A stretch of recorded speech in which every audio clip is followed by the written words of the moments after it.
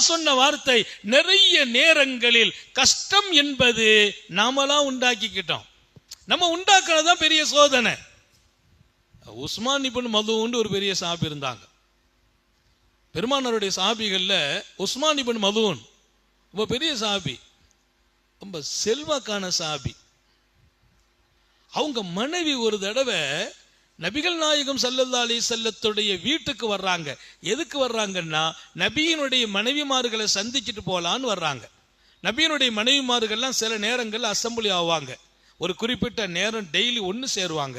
அவங்க ஒன்று சேர்ந்து இருக்கிற நேரம் அம்மா வந்துட்டாங்க. உஸ்மான் இப்னு மதூனுடைய மனைவி வர்றாங்க. யாரை சந்திக்க? ரசூலுல்லாஹி ஸல்லல்லாஹு அலைஹி மனைவிமார்களை. அந்த மனைவிமார்கள்ட்ட இவங்க வந்தபோது அவங்க பார்த்துட்டு ரொம்ப சங்கடப்பட்டாங்களாம். என்ன இப்படி வந்திருக்கீங்க? அவங்க கேட்குறாங்க, நபியினுடைய மனைவிமார்கள் கேட்குறாங்க, என்ன இப்படி வந்திருக்கீங்க? ஏன்னா ஒரு கந்த ஆடை அணிஞ்சிருக்கிறாங்க. கந்த ஆடையெல்லாம் நீட்னஸே இல்லை, குளிச்சு ரொம்ப நாள் ஆன மாதிரியான ஒரு கோலம். என்ன இப்படி வந்திருக்கிறீங்க? இந்த மதீனாவிலேயே உங்க கணவரை விட பணக்காரர் யாரும் இல்லையே. அவர் எவ்வளவு பெரிய குடும்பத்தில் உள்ளவர். இந்த மதீனாவில் உங்க கணவர் தான் பெரிய பணக்காரர். உஸ்மான் இப்னு மதூன் பெரிய பணக்காரர். ஒரு பணக்கார மாப்பிள்ளைக்கு வாக்கப்பட்டுட்டு நீங்க இப்படி கந்தாடையில வந்திருக்கீங்களேன்னு சொன்னாங்க. அந்த அம்மா சொன்னாங்க, அவரு பணக்காரர் தான், யாரு இல்லைன்னு சொன்னா அவருக்கு பள்ளிவாசல் தான் கதி. அந்த அம்மா என்ன சொல்லுது? அவருக்கு பள்ளிவாசல் தான் கதி. எப்போ பார்த்தாலும் பள்ளிவாசல்ல இருப்பார். அவர் தொழுதுட்டே இருப்பார் நைட்டு பூரா. பகல் வந்தா நோன்பு வச்சுக்கிட்டே இருப்பார். நோன்பு பிடிப்பார், பள்ளிவாசல் உட்காந்து தொழுவார். பகலெல்லாம் நோன்பு, இரவெல்லாம் இபாதத். அவருக்கு பெண்கள் மேல ஆசை, மனைவி மேல பிரியம், மனைவிக்கு செய்ய வேண்டிய காரியம், அதெல்லாம் ஒரு ஈடுபாடு இல்லை. நான் என்னத்துக்கு ட்ரெஸ் மாற்றணும், நான் எதுக்கு அலங்காரமா இருக்கணும், எனக்கு அலங்காரம் ட்ரெஸ் எல்லாம் எதுவுமே தெரியாது. காரணம், என் பக்கத்தில் என் கணவன் வந்ததே இல்லை. அவர் பணக்காரராக இருக்கலாம், செல்வாக்குடையவராக இருக்கலாம், அவருடைய மோகமும் ஆசையும் மார்க்கத்தில் இருக்குது, தொழுகையில் இருக்குது, நோன்புல இருக்குது. இதுதான் அவருடைய வேலைன்னாங்க. அந்த பேச்சு பேசிட்டு இருக்கும்போது ரசூலுல்லாஹ் வந்துட்டாங்க. மனைவிமார்கள்ட்ட அந்த அம்மா பேசிட்டு இருக்கிறாங்கல்ல, ஸல்லல்லாஹு அலைஹி வஸல்லம் வந்துட்டாங்க. பெருமானாருடைய காதில் அந்த செய்தி விழுது. பெருமானார் ஸல்லல்லாஹு அலைஹி வஸல்லம் செய்தினா உஸ்மான் இப்னு மதூன் அந்த அம்மா போனவொன்னு கூட விட்டாங்க. உஸ்மான் இப்னு மதூன் வருகிறார். வந்தவுடன் ரசூல் கேட்டாங்க, என்ன உஸ்மான் அப்படின்னு கேட்கிறாங்க. அவர் அன்னைக்கு நோன்பு தான் வச்சிருக்கிறார். இன்னைக்கு நோன்பு தான் வச்சிருக்கிறார். கண்ணெல்லாம் ரொம்ப செவந்து இருக்குது, தூக்கமே கிடையாது, தூங்குறதே இல்லை. ரசூல் கேட்டாங்க, என்ன உஸ்மான்? நோன்பு வச்சிருக்கிறேன், ராத்திரி எல்லாம் நின்று தொழுதேன், எல்லாம் கரெக்டு தான். முன்மாதிரி உங்களுக்கு யாருன்னு கேட்டாங்க. உங்களுக்கு முன்மாதிரி யார்? இப்படி டெய்லி தொழுகிறீங்களே, டெய்லி நோன்பு வைக்கிறீங்களே, உங்களுக்கு முன்மாதிரி யார்? குர்ஆனா, ஹதீஸா, அல்ல அல்லாஹ்வா, ரசூலா? வஃபியம் உஸ்வா, நான் அல்லவா முன்மாதிரி? யார் கேட்க? ரசூலுல்லாஹ். நான் அல்லவா முன்மாதிரி? நான் டெய்லி நோன்பு வைக்கிறது இல்லையே, நான் ராத்திரி பூரா தூங்காமல் நின்று தொழுவது இல்லையே, நான் அல்லாஹ்வுடைய நபி இல்லையா?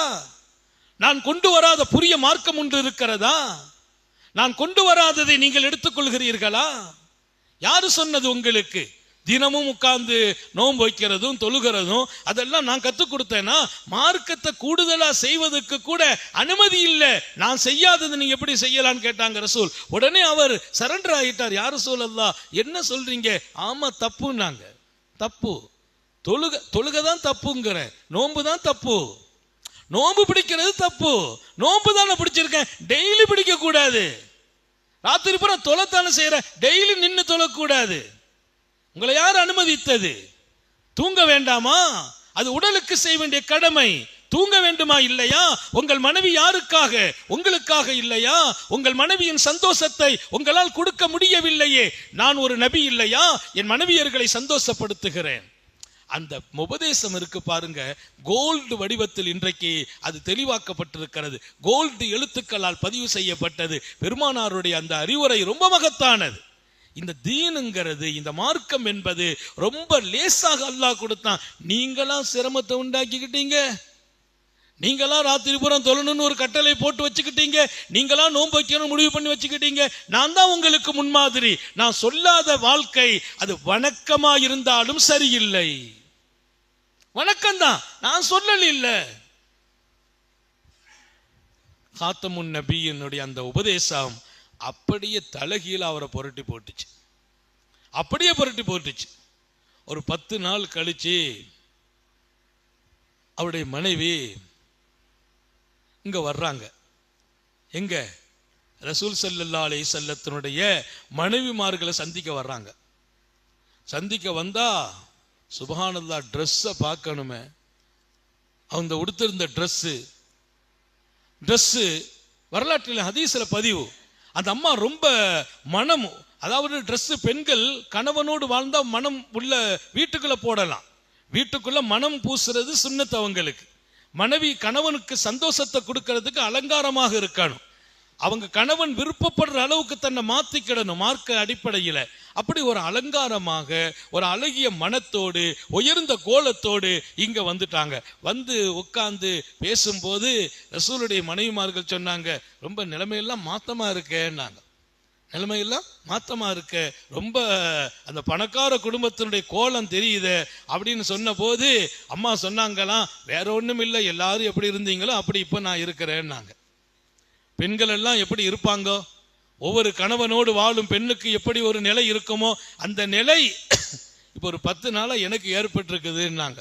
இங்கே ரசூலுல்லாஹி ஸல்லல்லாஹு அலைஹி வஸல்லம் சய்யிதுனா உஸ்மான் இப்னு மத்ஊன் ரலியல்லாஹு அன்ஹு அவர்களை இங்கே படித்து கொடுத்த பாடம், இலகுவான இந்த தீனை சிரமமாக நீங்கள் ஆக்கிக் கொள்ள வேண்டாம் என்கிறார்கள். எல்லா விஷயத்திலும் இது, நான் உண்ணுவதிலும் உறங்குவதிலும் என் வாழ்க்கையை நடத்துவதிலும் அல்லாஹ்விடத்திலே துஆ கேட்பதிலும் நான் கரெக்டாக இருக்கணுமே தவிர கஷ்டத்தை நானா உண்டாக்கிடக்கூடாது.